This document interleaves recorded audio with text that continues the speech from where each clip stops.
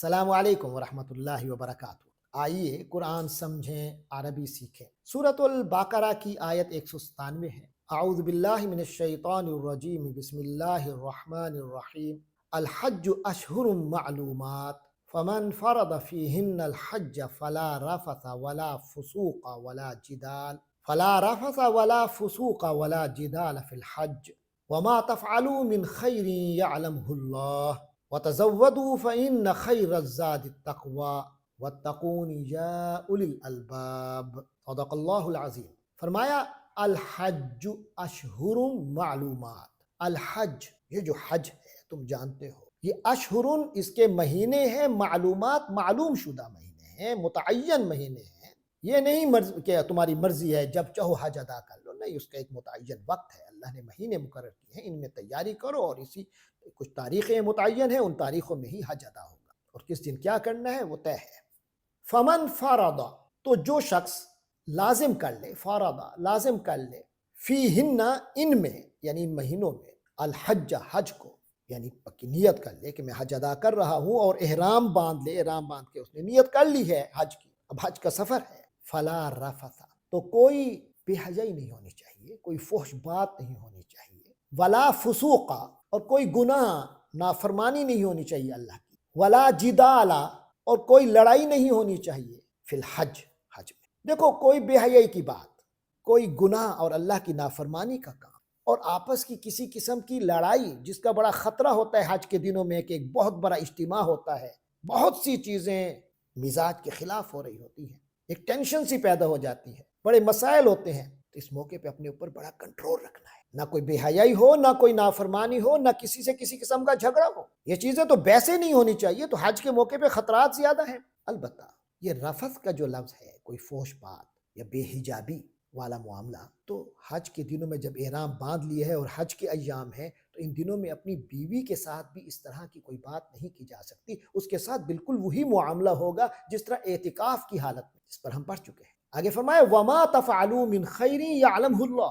अब ये हज का सफ़र है, हज के लिए जा रहे हो, हज की मनासिक अदा कर रहे हो, उसके बाद भी अलावा भी तुम्हारे पास बड़ा टाइम होगा, उसके अलावा भी तुम्हारे पास सोचने की बड़ी बातें हैं, ज़बान आज़ाद है और तुम्हारे दिल के ख़यालात हैं। इन सब को कंट्रोल करोगे, खैर के कामों में लगाओगे, तो याद रखो वमा, और जो कुछ तफ़अलू तुम सब करोगे, मिन खैरन, कोई भी भलाई का काम, कोई भलाई का कालिमा, कोई भलाई की सोच, कोई भलाई की फिक्र, अच्छा सोचोगे, अच्छा बोलोगे, अच्छा करोगे, यालम हु, उसको जानता है अल्लाह। अल्लाह, ऐसा नहीं है कि तुम कुछ करो, तुम बोलो, तुम सोचो और अल्लाह को पता ना चले। बस जो सोचो, जो बोलो, जो करो, खैर का बोलो, और वो अल्लाह के इल्म में है, किसी को बताने की जरूरत भी नहीं है, किसी को जतलाने की जरूरत भी नहीं है, अल्लाह जानता है। बस अल्लाह की खातिर करो सब कुछ।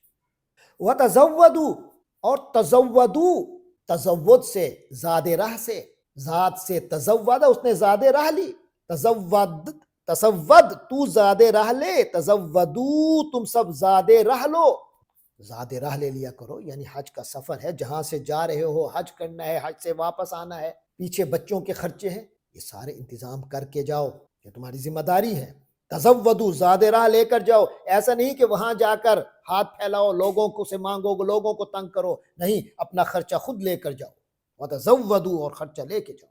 फ़इन्ना, तो यकीनन ये बात तो हकीकत है कि खैरज़्ज़ाद, जो बेहतरीन ज़ादे राह है, जो बेहतरीन असबाब सफ़र में से है, अत्तक़वा, वो तक़वा है। यानी तुम्हारे साथ तक़वे की कैफियत साथ साथ रहनी चाहिए। तक़वे का सबब सबसे ज़्यादा अहम है। बाकी दुनियावी मादी असबाब क्योंकि ज़रूरत पड़ेंगे, लिहाजा वो भी होंगे, लेकिन एहतमाम जिस चीज़ का सबसे ज़्यादा करना है वो तक़वे का करना है। और बाकी रह गया ज़ादे राह जो मादी है, अगर वो नहीं करोगे, उसमें भी सुस्ती करोगे, तो आगे जाके सवाल करोगे, किसी से मांगोगे, तो ये मांगने का अमल भी तुम्हारा तक़वे के खिलाफ है। एक मुत्तकी शख्स तो अल्लाह ही से लो लगाता है, उसका अल्लाह ही से मांगता है, अल्लाह ही से लेता है, अपने असबाब खुद फराहम करता है जो अल्लाह ने हुक्म दिया है। ऐसा नहीं कि लोगों को तंग करे, लोगों से उधार मांगे, लोगों से करे।